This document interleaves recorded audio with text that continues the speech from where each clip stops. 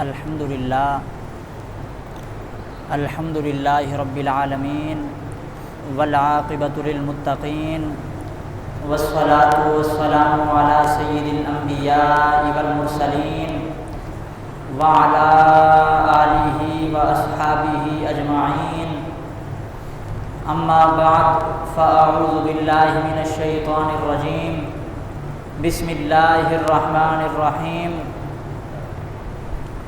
ان مثل عیسیٰ عند اللہ کمثل آدم خلقہ من تراب ثم قال له کن فیکون، الحق من ربک فلا تکن من الممترین، فمن حاجک فیہ من بعد ما جاءک من العلم فقل تعالوا ندعو ابناءنا وابناءکم ونساءنا ونساءکم وانفسنا وانفسکم ثم نبتہل فنجعل لعنۃ اللہ علی الکاذبین۔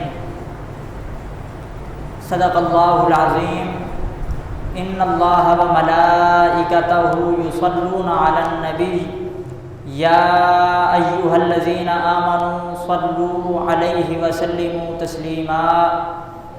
اللہم صل علی سیدنا و مولانا محمد وعلی آل سیدنا و مولانا محمد وبارک وسلم۔ مولاي صل وسلم دائما ابدا علی حبیبک خیر الخلق کلہم، منزہ عن شریک فی محاسنہ فجوہر الحسن فیہ غیر منقسم۔ اللہ تبارک و تعالی جل جلالہ و عم نوالہ کی حمد و ثنا اور حضور سرور کونین سید الانبیاء امام الانبیاء احمد مجتبی جناب محمد مصطفیٰ صلی اللہ علیہ وسلم کے دربار گوہر بار میں ہدیہ درود و سلام عرض کرنے کے بعد دعا ہے رب کائنات ہم سب کا یہاں مل بیٹھنا اپنی بارگاہ میں قبول و منظور فرمائے۔ آج کے اس جمعۃ المبارک کے موقع پر حضور علیہ السلام کی اہل بیت کرام کے حوالے سے چند باتیں عرض کروں گا۔ دعا ہے رب کائنات مجھے حق اور سچ عرض کرنے کی توفیق عطا فرمائے۔ میں نے آپ کے سامنے قرآن کریم سے چند آیات کی تلاوت کی ہے۔ سب سے پہلے ان کا شان نزول عرض کرتا ہوں تاکہ بات سمجھنے میں آسانی ہو۔ نجران کے عیسائی حضور علیہ السلام کی بارگاہ میں حاضر ہوئے اور حاضر ہو کر عرض کرتے ہیں کہ یا رسول اللہ آپ یہ ارشاد فرمائیں کہ حضرت عیسیٰ علیہ السلام کے حوالے سے آپ کا نظریہ کیا ہے، کہ آپ حضرت عیسیٰ علیہ السلام کو کیا سمجھتے ہیں۔ تو حضور علیہ السلام ارشاد فرماتے ہیں کہ حضرت عیسیٰ علیہ السلام آپ روح اللہ بھی ہیں، آپ کلمۃ اللہ بھی ہیں، اور یہ دونوں صفات آپ کے اللہ نے بیان فرمائی ہیں کہ آپ روح اللہ ہیں، آپ کلمۃ اللہ ہیں، اور پھر حضور فرماتے ہیں کہ وہ اللہ کے بندے اور اللہ کے رسول ہیں۔ ہمارا نظریہ حضرت عیسیٰ کے بارے میں یہ ہے وہ کلمۃ اللہ ہیں، روح اللہ ہیں، اللہ کے بندے اور اللہ کے رسول ہیں۔ جب حضور نے یہ فرمایا کہ اللہ کے بندے اور اللہ کے رسول ہیں تو نجران کے عیسائی جو ہے وہ غضبناک ہوئے اور کہنے لگے کہ یا رسول اللہ کیا آپ ایسے شخص کو اللہ کا بندہ کہتے ہیں جو بغیر باپ کے پیدا ہوا ہے؟ بندہ تو وہ ہو کہ جو والد کے ذریعے دنیا میں آیا ہو، حضرت عیسیٰ علیہ السلام تو والد کے بغیر پیدا ہوئے ہیں، اور جو والد کے بغیر آئے وہ کیسے اللہ کا بندہ ہو سکتا ہے؟ تو جب حضور علیہ السلام نے ان کی اس دلیل کو سنا تو حضور علیہ السلام ارشاد فرماتے ہیں اچھا جو والد کے بغیر آئے وہ اللہ کا بندہ نہیں ہو سکتا؟ انہوں نے کہا نہیں، یا تو وہ خدا ہوگا یا خدا کا بیٹا ہوگا، بندہ نہیں ہو سکتا۔ تو حضور نے فرمایا پھر حضرت آدم کے بارے میں تمہارا نظریہ کیا ہے؟ کہ حضرت آدم فقط باپ کے بغیر نہیں بلکہ والد اور والدہ دونوں کے بغیر پیدا ہوئے ہیں۔ اگر جو فقط باپ کے بغیر پیدا ہو اسے تم اللہ کا بندہ نہیں سمجھتے، اللہ کا بیٹا یا پھر خود خدا مانتے ہو، تو جو والد اور والدہ دونوں کے بغیر پیدا ہوا ہے اس آدم کے بارے میں تمہارا نظریہ کیا ہے؟ تو اس دلیل کے سامنے وہ خاموش ہو گئے، اور اللہ رب العزت نے قرآن کی آیت نازل فرمائی ان مثل عیسیٰ عند اللہ کمثل آدم، کہ حضرت عیسیٰ علیہ السلام کی مثال اللہ کی بارگاہ میں حضرت آدم کی مثال کی طرح ہے کہ جو رب حضرت آدم علیہ السلام کو بغیر ماں باپ کے پیدا فرما سکتا ہے، اسی رب نے حضرت عیسیٰ کو بغیر والد کے پیدا کیا ہے۔ ان مثل عیسیٰ عند اللہ کمثل آدم، کہ جو حضرت آدم کی مثال ہے اللہ کی بارگاہ میں، وہی حضرت عیسیٰ کی مثال ہے۔ حضرت آدم کی کیا مثال ہے؟ فرمایا خلقہ من تراب، اللہ نے حضرت آدم کو مٹی سے پیدا فرمایا، اور پھر کیا ہوا؟ ثم یقول لہ کن فیکون، پھر اللہ نے کن فرمایا اور حضرت آدم وجود میں آ گئے۔ حضرت آدم کو اللہ رب العزت نے بغیر ماں باپ کے کلمہ کن سے پیدا فرمایا، اور حضرت عیسیٰ علیہ السلام کو بغیر والد کے اللہ نے اپنے کلمہ کن سے پیدا فرمایا ہے۔ وہاں والد اور والدہ دونوں نہیں تھے، یہاں والدہ ہے تو والد نہیں، اسی لیے حضرت عیسیٰ علیہ السلام کا لقب ہے کلمۃ اللہ، کہ اللہ رب العزت کے کلمہ کن سے پیدا ہوئے ہیں۔ آپ کو کلمۃ اللہ کہنے کی وجہ یہ ہے آپ کلمہ کن سے پیدا ہوئے۔ اب یہ سارے دلائل اللہ رب العزت نے قرآن میں بیان فرمائے، اور پھر فرمایا الحق من ربک، یہ تیرے رب کی طرف سے حق ہے۔ یہ پورا مسئلہ بیان کر کے کہا الحق من ربک، یہ حق ہے۔ فلا تکن من الممترین، اے سننے والے تو شک میں مبتلا نہ ہو جانا، اس میں شک نہ کرنا، اس میں کوئی شک نہیں ہے، رب کی طرف سے حق ہے۔ اب یہ سارا منظر بیان کرنے کے بعد اللہ رب العزت نے فرمایا محبوب سارے دلائل تو ہو گئے، فمن حاجک فیہ من بعد ما جاءک من العلم، اب اس علم کے بعد بھی اگر کوئی آپ سے جھگڑا کرتا ہے، ان دلائل کے بعد بھی اگر کوئی حضرت عیسیٰ کے معاملے میں آپ سے بات کرتا ہے، فقل تعالوا، تو تم کہو آ جاؤ، ندعو ابناءنا و ابناءکم، ہم اپنے بیٹے لاتے ہیں تم اپنے بیٹے لاؤ، ونساءنا و نساءکم، ہم اپنی خواتین لاتے ہیں تم اپنی عورتیں لے کر آؤ، وانفسنا و انفسکم، ہم اپنی جانیں لے کر آتے ہیں تم اپنی جانوں کو لاؤ، ثم نبتہل، اب بات علم کی نہیں ہوگی، اب بات مناظرے کی نہیں ہوگی، ثم نبتہل، سارے دلائل جب ختم ہو جائیں تو پھر بات مباہلے سے مناظرے سے نہیں، ثم نبتہل، اب ہم بات مباہلے کی صورت میں کریں گے۔ فرمایا محبوب اب ان سے کہہ دیں ثم نبتہل، تم بھی اپنے گھر والوں کو لاؤ، ہم بھی لاتے ہیں، ثم نبتہل، ہم مباہلہ کرتے ہیں، ثم نبتہل فنجعل لعنت اللہ علی الکاذبین، مباہلے کے اندر ہم کہیں گے کہ اے مالک و مولا جو بھی جھوٹا ہے اس پر اپنی لعنت فرما۔ مباہلہ کہا جاتا ہے کہ دو فریق جمع ہوں اور جمع ہونے کے بعد کہیں کہ میں سچا ہوں، دوسرا کہے میں سچا ہوں، اور یہ کہیں ہم میں سے جو بھی جھوٹا ہے اللہ اس پر لعنت کرے۔ اب بات مباہلے پر آ گئی، حضرت عیسیٰ علیہ السلام کے مسئلے سے بات شروع ہوئی اور کہاں تک پہنچی؟ مباہلے تک۔ اب مباہلے کی بات ہوئی تو اللہ رب العزت نے حضور علیہ السلام سے فرمایا محبوب اب مباہلے کے لیے آپ اپنے گھر والوں کو ساتھ لے جائیں۔ عیسائی بھی تیار ہو گئے، حضور اپنی اہل بیت کے پاس تشریف لائے۔ حضور علیہ السلام نے جناب حضرت سیدہ فاطمہ الزہرا کو اپنے ساتھ لیا، حضرت امام حسن حسین کو لیا، جناب علی المرتضیٰ رضی اللہ تعالیٰ عنہ کو اپنے ساتھ لیا، اور حضور علیہ السلام جا رہے ہیں اور کیفیت کیا ہے؟ ایک طرف حضور علیہ السلام نے حضرت امام حسن کو رکھا ہے، دوسری طرف حضرت امام حسین کو، اور حضور علیہ السلام کے بالکل پیچھے جناب سیدہ طیبہ حضرت فاطمہ الزہرا ہیں، اور جناب سیدہ کے پیچھے جناب علی المرتضیٰ موجود ہیں۔ اب ذرا اس منظر کو پھر سے ایک بار سماعت کیجئے گا، حضور علیہ السلام کے ایک طرف حضرت امام حسن، ایک طرف امام حسین ہیں، پیچھے جناب سیدہ ہے، اور جناب سیدہ کے پیچھے جناب علی المرتضیٰ ہیں۔ اور یہاں علماء کرام نے بڑی پیاری بات لکھی ہے، فرماتے ہیں کہ جب حضور علیہ السلام قدم رکھتے، حضور جیسے ہی قدم اٹھاتے، حضور کے قدموں کے نشان پر سیدہ اپنے قدموں کو رکھا کرتی تھی۔ جہاں حضور علیہ السلام قدموں کو رکھا کرتے سیدہ وہیں اپنے قدموں کو رکھتی، اور جب سیدہ قدموں کے نشانات کو اٹھاتی تو حضرت علی المرتضیٰ سیدہ کے قدموں کے نشانات پر اپنے قدم رکھ دیتے۔ اب آپ غور فرمائیں، سب سے نیچے حضور کا قدم ہے، درمیان میں سیدہ کا قدم ہے، اوپر علی المرتضیٰ کا قدم ہے۔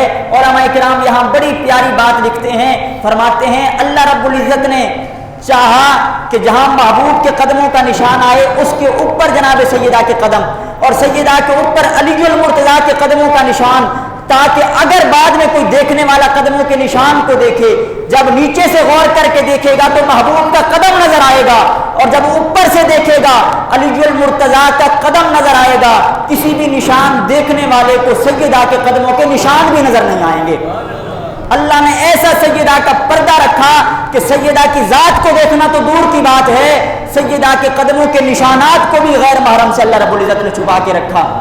فرمایا کہ جہاں محبوب قدم رکھے محبوب کے قدموں پر سیدہ قدم رکھیں، سیدہ کے قدموں پر علی المرتضیٰ نے قدم رکھے۔ اب یہ قافلہ جا رہا ہے مباہلے کے لیے، اور وہاں سے نجران کے عیسائی بھی تیار ہیں مباہلے کے لیے، اور اب حضور علیہ السلام اپنی اہل بیت سے فرماتے ہیں۔ اب اسی بات سے میں کہتا ہوں حضور کے اہل بیت کا مقام سمجھ آ جاتا ہے کہ جب حضور ان کو لے کر جاتے ہیں تو حضور فرماتے ہیں اے میری اہل بیت، اے میرے گھر والوں، اے میرے بچوں، میں دعا کروں گا، تم نے میری دعا پر فقط آمین کہنا ہے، میں دعا کروں گا، تم نے میری دعا پر آمین کہنا ہے۔ حضور علیہ السلام اپنے اہل بیت کو لے کر جا رہے ہیں، اور نجران کے عیسائی جب اس منظر کو دیکھتے ہیں، نجران کے عیسائی جب اس معاملے کو دیکھتے ہیں تو نجران کا جو بڑا پادری ہے وہ کہتا ہے اپنے تمام ساتھیوں سے، کہتا ہے کہ آج مباہلہ نہ کرو، انی لا ارا وجوہا، کہ میں ایسے چہرے دیکھ رہا ہوں، لو سأل اللہ ان یزیل جبلا من مکانہ لا ازالہ اللہ تعالی، کہ میں ایسے چہرے دیکھ رہا ہوں کہ اگر آج یہ دعا کریں کہ اے مالک مولا یہ سامنے جو پہاڑ ہے اس پہاڑ کو ہٹا دے، تو اللہ ان کی دعا پر پہاڑ کو بھی سامنے سے ہٹا دے گا۔ اگر آج یہ دعا کر دے تو اللہ ان کی دعا پر پہاڑ کو بھی ہٹا دے گا، کہ اگر آج ہم ان سے مباہلہ کر لیتے ہیں اللہ رب العزت ہم رہے ہماری نسلوں کو بھی ختم کر دے گا، اللہ رب العزت عیسائیت کا نام ختم کر دے گا۔ اس نجران کے سارے عیسائی بارگاہ رسالت میں حاضر ہوئے، عرض کرتے ہیں رسول اللہ ہم نہیں مباہلہ کرنا چاہتے، اور حضور علیہ السلام کو انہوں نے جزیہ دینا قبول کیا کہ ہم آپ کو ماہانہ سالانہ جزیہ دیا کریں گے، لیکن ہم مباہلہ نہیں کر سکتے۔ حضور علیہ السلام نے ان سے جب یہ معاملہ ہوا وہ پیچھے پلٹ گئے۔ حضور علیہ السلام نے اپنی اہل بیت سے فرمایا کہ آج اللہ کا عذاب نجران کے عیسائیوں پر امڈ آیا تھا، آج اللہ کا عذاب آ چکا تھا۔ حضور فرماتے ہیں اگر یہ مباہلہ کر لیتے اللہ ان سب کو بندروں اور سوروں میں تبدیل فرما دیتا، اگر آج یہ مباہلہ کرتے تو کچھ بندر بن جاتے، کچھ سور بن جاتے، اور پھر حضور فرماتے ہیں ایسا اللہ عذاب بھیجتا، نجران کے عیسائی تو عیسائی رہے، اللہ ان کے پرندوں کو بھی ہلاک فرما دیتا، ان کے درختوں کو بھی ہلاک فرما دیتا، نہ ان کے درخت باقی رہتے نہ ان کے پرندے باقی رہتے، کیونکہ جب حضور علیہ السلام دعا کریں حضور کی اہل بیت آمین کہے تو کیسے اللہ ان کی دعاؤں کو رد فرمائے۔ لہٰذا حضور علیہ السلام نے گویا یہ پیغام دے دیا ہے کہ اللہ نے مجھے اور میری آل کو ایسا مقام عطا فرمایا ہے، اگر ہم رب سے دعا کے لیے ہاتھ اٹھا دیتے ہیں ہماری دعائیں ختم بعد میں ہوتی ہیں، اللہ دعاؤں کو پہلے قبول فرما لیتا ہے۔ اور یقیناً یہ حضور کی اہل بیت کا مقام ہے کہ جب یہ حضور کی اللہ کی بارگاہ میں دعا کرتے ہیں اللہ ان کی دعائیں رد نہیں فرماتا۔ میں ایک بات عرض کرنا چاہوں گا یہیں اسی حوالے سے کہ ان کی دعاؤں میں کیسی برکت ہے اور کیسے اللہ قبول فرماتا ہے۔ حضرت امام حسن رضی اللہ تعالیٰ عنہ آپ سفر فرما رہے تھے، اور آپ کے ساتھ سفر میں حضرت زبیر بن عوام کے ایک بیٹے موجود تھے۔ حضرت زبیر بن عوام یہ بھی صحابی رسول ہیں، آپ کے شہزادے آپ کے صاحبزادے حضرت امام حسن کے ساتھ سفر کر رہے ہیں، اور دوران سفر ایک باغ میں آپ نے کچھ دیر کے لیے پڑاؤ کیا، کچھ دیر باغ میں آرام کیا، اور باغ کھجوروں کا تھا لیکن کھجوریں لگی ہوئی نہیں تھی، یعنی موسم نہیں تھا کھجوروں کا، نہ لگی ہوئی تھی، جب لگی ہوئی نہیں تھی تو پکنے کا تو سوال پیدا نہیں ہوتا، بالکل جو باغ تھا کھجوروں سے خالی تھا۔ حضرت امام حسن اور حضرت زبیر بن عوام کے بیٹے نے تھوڑی دیر آرام کیا تو جو شہزادے تھے حضرت زبیر بن عوام کے وہ کہنے لگے کاش کہ آج یہاں تازہ کھجوریں لگی ہوتی تو ہم کھا لیتے، کاش کہ یہاں تازہ کھجوریں موجود ہوتی تو ہم کھا لیتے۔ جیسے کہ آج بھی ہم باغوں میں جائیں اور موسم نہ ہو تو بندہ درخت دیکھ کر کہتا ہے کاش کہ آج پھل لگے ہوتے تو ہم اس سے نفع حاصل کرتے، ہم پھل کھا لیتے۔ تو حضرت زبیر بن عوام کے بیٹے کہنے لگے کاش کہ آج یہاں پھل لگے ہوتے، تازہ کھجوریں لگی ہوتی تو ہم کھاتے۔ تو حضرت امام حسن فرمانے لگے اے شہزادے کیا تازہ کھجوریں کھانا چاہتے ہو، کیا تازہ کھجوریں چاہیے؟ وہ کہتے ہیں بالکل، اگر تازہ کھجوریں مل جائیں تو اس سے بڑی اور بات کیا ہوگی۔ اب حضرت زبیر بن عوام کے بیٹے فرماتے ہیں کہ امام حسن نے دعا کے لیے ہاتھ اٹھائے اور آپ نے اپنے لبہائے مبارک کو حرکت دی، آپ دعا مانگ رہے تھے۔ فرماتے ابھی دعا ختم نہیں ہوئی تھی، درخت پر کھجوریں لگ بھی گئیں، اللہ نے کھجوروں کو پکا بھی دیا۔ ابھی دعا ختم نہیں ہوئی تھی، درخت پر کھجوریں لگ بھی گئیں، کھجوریں پک بھی گئیں، اور جو شتربان موجود تھا، جو اونٹوں کے ساتھ بندہ موجود تھا، غلام موجود تھا، اس نے جب یہ منظر دیکھا کہ ابھی دعا ختم نہیں ہوئی، کھجوریں لگ بھی جاتی ہیں پک بھی جاتی ہیں، تو اس نے امام حسن سے کہا اے حسن مجھے جادو کا اثر لگتا ہے، مجھے جادو کا اثر نظر آ رہا ہے۔ تو امام حسن نے فرمایا یہ جادو کا اثر نہیں، یہ خون رسول کا اثر ہے۔ آپ نے کہا یہ جادو کا اثر نہیں، یہ خون رسول کا اثر ہے۔ اللہ نے محبوب کی قرابت کو یہ مقام عطا کیا ہے کہ جب حضور کے قرابت دار دعا کرتے ہیں ان کی دعائیں بعد میں ختم ہوتی ہیں، اللہ دعائیں پہلے قبول فرما لیتا ہے۔ تو یہ حضور کی آل کو اللہ نے مقام عطا فرمایا کہ جب دعا کے لیے ہاتھ اٹھاتے ہیں تو دعا ختم بعد میں ہوتی ہے، اللہ ان کی دعاؤں کو پہلے قبول فرما لیتا ہے۔ تو حضور علیہ السلام کا گھرانہ ایسی عظمتوں والا ہے، اور یقیناً آج بھی اگر بندہ حضور علیہ السلام کے اہل بیت کے ناموں کا وسیلہ پیش کرے، ان کی ذاتوں کا وسیلہ پیش کرے، یقیناً اللہ آج بھی ان کی برکتوں سے دعائیں قبول فرماتا ہے۔ حاضرین محترم، میں نے پچھلے غالباً 2 جمعۃ المبارک میں کئی واقعات آپ کے سامنے عرض کیے ہیں۔ آج صرف حضرت امام حسن و حسین کے حوالے سے چند باتیں عرض کرنا چاہوں گا، آپ کی ولادت سے کچھ آگے تک کے فضائل کہ حضرت امام حسن و حسین رضی اللہ تعالیٰ عنہ آپ حضور علیہ السلام کے نواسے ہیں، اور جب حضرت امام حسن رضی اللہ تعالیٰ عنہ آپ کی ولادت ہوئی تو آپ کی ولادت کے بعد فوراً حضور علیہ السلام تشریف لائے۔ حضور علیہ السلام نے حضرت اسما بنت امیس رضی اللہ تعالیٰ عنہ سے فرمایا کہ میرے بیٹے کو لے کر آؤ۔ تو حضرت اسما بنت امیس جناب امام حسن کو حضور کی بارگاہ میں لائیں، تو حضرت امام حسن کی خوش نصیبی دیکھیں کہ حضرت امام حسن کے ایک کان میں حضور نے خود اذان دی اور دوسرے کان میں خود حضور نے تکبیر پڑھی ہے۔ یہ حضرت امام حسن کا اعزاز ہے کہ اذان بھی حضور خود فرما رہے ہیں اور ساتھ تکبیر بھی حضور نے خود فرمائی۔ اور پھر حضور نے فرمایا اے علی بیٹے کا کیا نام رکھا ہے، اے علی شہزادے کا کیا نام رکھا ہے؟ تو جناب علی المرتضیٰ عرض کرتے ہیں یا رسول اللہ آپ کے ہوتے ہوئے علی کی کیا مجال ہے کہ وہ نام رکھے، لیکن میں نے نام سوچ رکھا ہے، رکھا نہیں سوچ رکھا ہے۔ حضور نے فرمایا اے علی کیا نام سوچا ہے؟ عرض کرتے ہیں رسول اللہ میں نے سوچا ہے کہ نام حرب رکھوں گا، حرب نام رکھوں گا۔ تو حضور نے فرمایا اے علی اس کا نام حرب نہیں رکھنا، اس کا نام حسن رکھنا ہے، اس کا نام حسن رکھنا ہے۔ اور وجہ بھی حضور نے بیان فرمائی کہ حسن نام کیوں رکھنا ہے۔ حضور فرماتے ہیں اے علی انت منی بمنزلۃ ہارون من موسیٰ، تجھ سے تیری مجھ سے وہی حیثیت ہے، تجھے مجھ سے وہی مقام حاصل ہے جو حضرت ہارون کو جناب موسیٰ سے حاصل تھا۔ اور حضور فرماتے مجھے جبریل نے آ کر بتایا ہے حضرت ہارون کے جب بیٹے پیدا ہوئے تھے، حضرت ہارون علیہ السلام نے اپنے بیٹے کا نام شبر رکھا تھا، اور شبر کا عربی میں معنی حسن بنتا ہے۔ انہوں نے اپنے بیٹے کا نام شبر رکھا تھا، میں اپنے بیٹے کا نام حسن رکھوں گا۔ حضور نے حسن نام رکھا۔ اور پھر جب حضرت امام حسین کی ولادت ہوئی پھر بھی یہی منظر ہے، حضور علیہ السلام تشریف لائے، حضور علیہ السلام نے حضرت امام حسین کے ایک کان میں اذان اور دوسرے کان میں تکبیر پڑھی اور پوچھا اے علی کیا نام رکھا ہے؟ عرض کرتے ہیں رسول اللہ کہ نام رکھا نہیں لیکن سوچا ہے کہ اپنے بیٹے کا نام حرب رکھوں گا۔ پہلے بیٹے کا نام بھی حرب سوچا تھا، اب بھی نام حرب سوچا ہے۔ دراصل حرب کا معنی ہوتا ہے جنگجو، جو جنگ میں بہادر ہو، جنگ میں لڑنے والا ہو، کیونکہ علی المرتضیٰ خود فرماتے ہیں کہ میری خواہش یہ ہے کہ میں اللہ رب العزت کے راستے میں جہاد کرتا رہوں۔ جہاد کو پسند کرتے تھے، محبت کرتے تھے، اس لیے خواہش تھی کہ اپنے بیٹے کا نام بھی ایسا رکھوں جو بہادروں والا نام ہوتا ہے۔ تو آپ کی خواہش تھی کہ نام حرب رکھا جائے، تو حضور نے فرمایا نہیں اس کا نام حرب نہیں رکھنا، اس کا نام حسین رکھنا ہے۔ حضور نے ایک بیٹے کا نام حسن رکھا، دوسرے بیٹے کا نام حسین رکھا، اور پھر حضور علیہ السلام نے کیا جملہ فرمایا؟ اب یہ جملہ سنیے گا کہ یہ نام کیسے برکتوں والے ہیں۔ حضور فرماتے ہیں الحسن والحسین اسمان من اہل الجنہ۔ حضور فرماتے ہیں یہ وہ نام ہیں جو اللہ نے جنت سے میرے بیٹوں کے لیے بھیجے ہیں۔ حسن بھی اللہ نے جنت سے بھیجا ہے، حسین بھی اللہ نے جنت سے بھیجا ہے۔ اسی لیے امام حسن و حسین سے پہلے پوری تاریخ انسانیت میں نہ کسی کا نام حسن تھا نہ کسی کا نام حسین تھا۔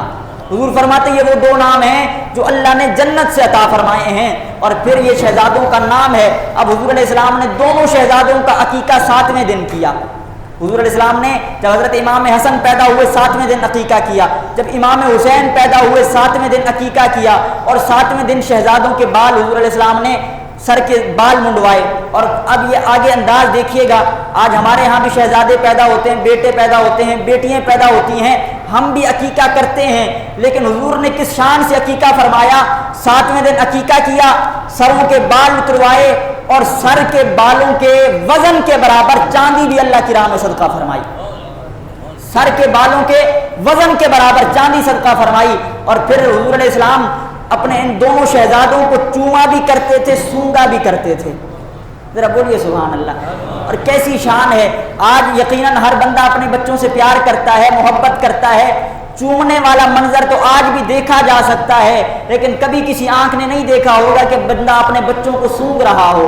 حضور علیہ السلام چوما بھی کرتے تھے، سونگا بھی کرتے تھے۔ عرض کیا گیا رسول اللہ آپ شہزادوں کو چومتے بھی ہیں، سونگتے بھی ہیں، چومنا تو سمجھ میں آتا ہے، سونگتے کس لیے ہیں؟ تو حضور فرماتے ہیں ہما ریحانی من الدنیا، یہ دونوں دنیا میں میرے پھول ہیں۔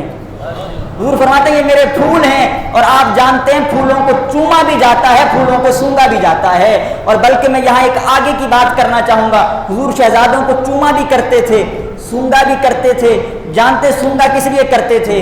کہ شہزادے پھول ہیں اور ہر پھول سے خوشبو آیا کرتی ہے۔ آج اگر گلاب کا پھول ہو تو گلاب کی خوشبو آئے گی، چمیلی کا پھول ہو چمیلی کی خوشبو آئے گی، لیکن حضور شہزادوں کو اس لیے چوما کرتے تھے کہ شہزادوں سے اللہ جنت کی خوشبو عطا فرمایا کرتا تھا۔ حضور شہزادوں سے جنت کی خوشبو محسوس کیا کرتے تھے۔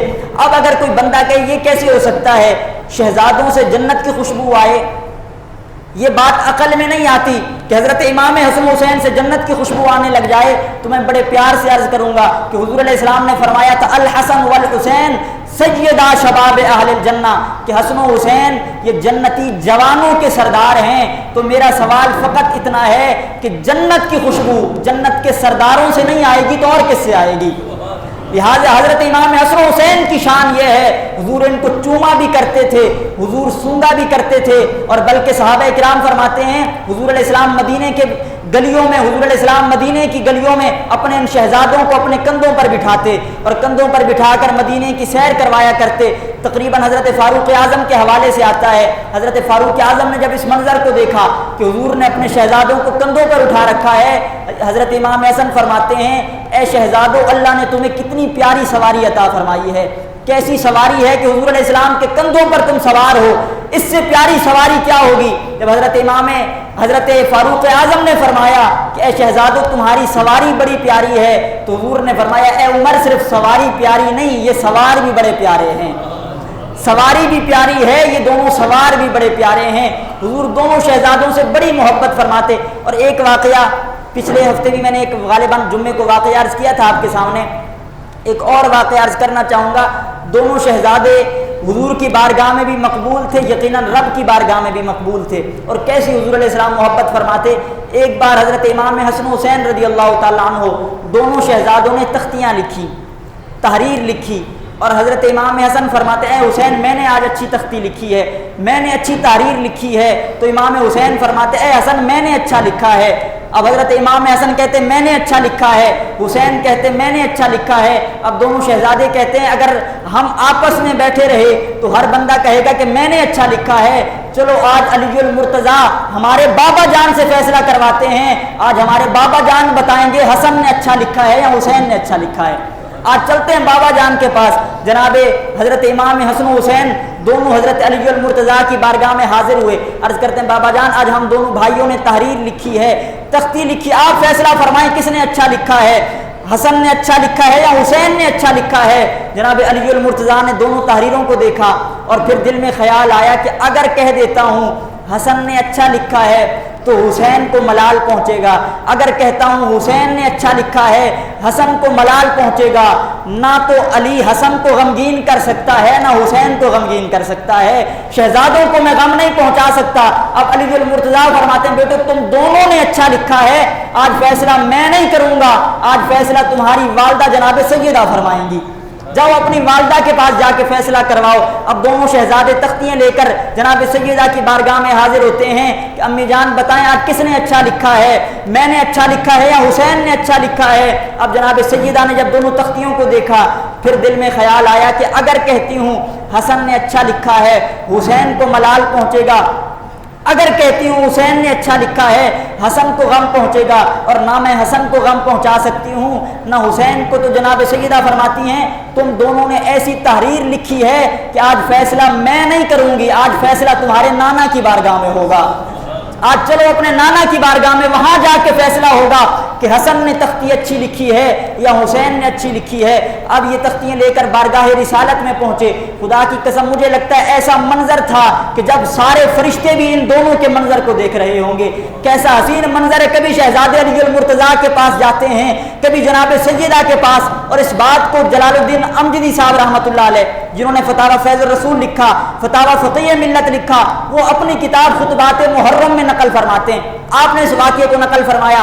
آپ فرماتے ہیں کہ آپ شہزادے حضور کی بارگاہ میں حاضر ہوئے اور عرض کرتے ہیں نانا جان آپ فیصلہ فرمائیں، آج تختی میں نے اچھی لکھی ہے یا حسین نے اچھی لکھی ہے؟ جب حضور نے شہزادوں کی تختی کو دیکھا تو حضور بھی فرماتے ہیں کہ اگر میں کہتا ہوں حسن نے اچھا لکھا ہے تو حسین کو ملال ہوگا، اگر کہتا ہوں حسین نے اچھا لکھا ہے حسن کو غم پہنچے گا۔ اور حضور کیسے غم پہنچاتے کہ جب یہ شہزادے بچپن میں روتے تھے تو حضور فرمایا کرتے تھے اے فاطمہ ان کو رونے نہ دیا کرو، ان کا رونا مجھے تکلیف دیتا ہے۔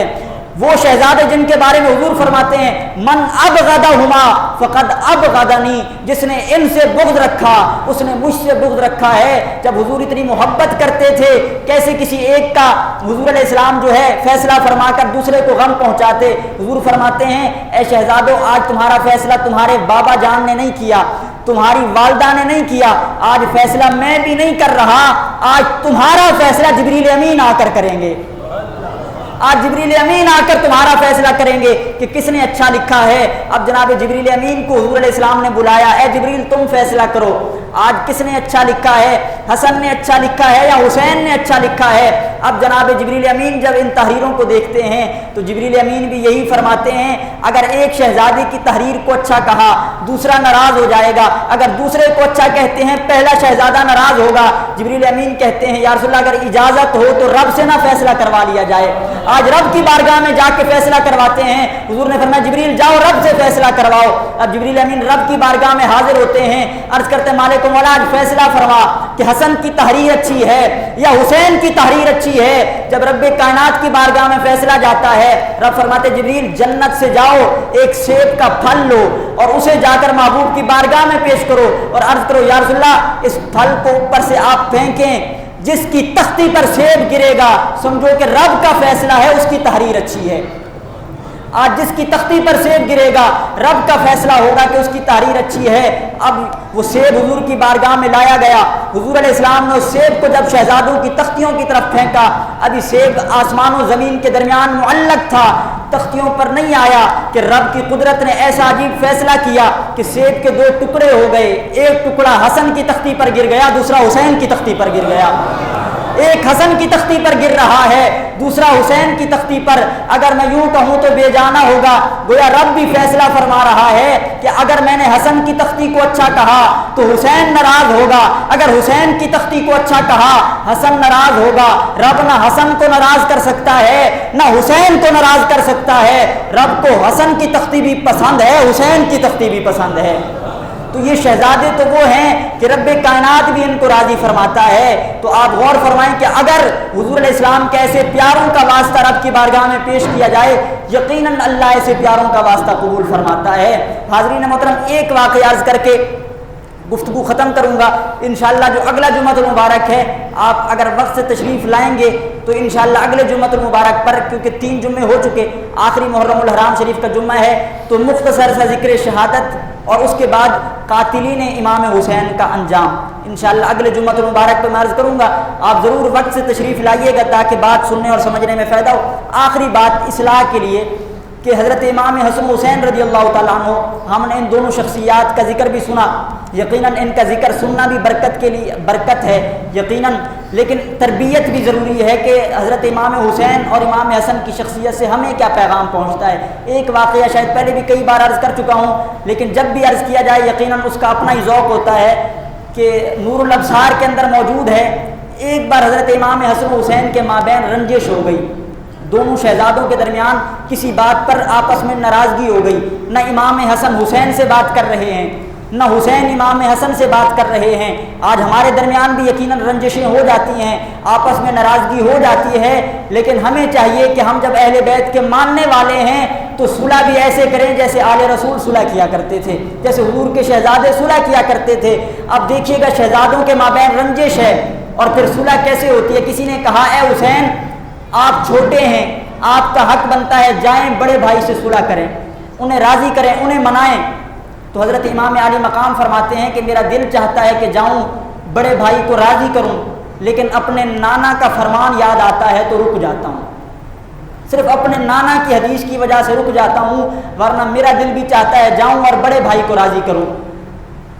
اب کہا گیا حضرت آپ کے نانا جان تو یہ پیغام دے کر گئے سل من قطعک، جو تعلق توڑ رہا ہو تم تعلق جوڑو، ورحم من ظلمک، جو تم پر ظلم کرے تم اسے بھی جو ہے رحم کی نظر سے دیکھو، اس پر بھی رحم کرو، جو تمہیں محروم کر رہا ہو اسے بھی عطا کرو۔ آپ کے نانا جان تو تعلق جوڑنے کا کہہ کر گئے ہیں اور آپ کہتے ہیں نانا جان کے فرمان کی وجہ سے رک جاتا ہوں۔